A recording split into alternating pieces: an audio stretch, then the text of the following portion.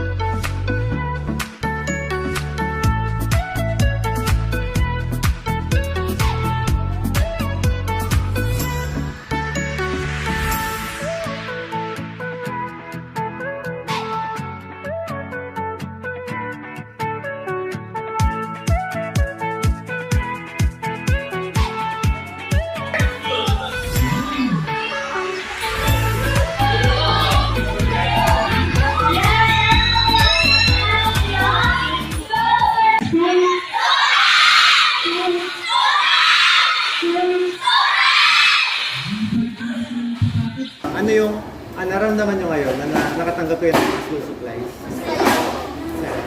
Okay, ngayon, ano naman yung ano yung mga natutunan nyo kanina? So, ikaw. Mag-recycle. Ano na? Tapos, ayun lang. Meron mo kayo naisip. Ayun, ito na yung huli, ito na yung pinakuli. Sa tingin nyo yung mga natanggap mo ngayon, makaka-apekto ba siya sa pag-aaral mo? Sa paanong paraan?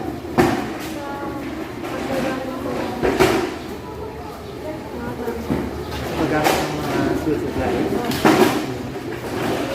Ano ba siya? Makakabuti ba siya?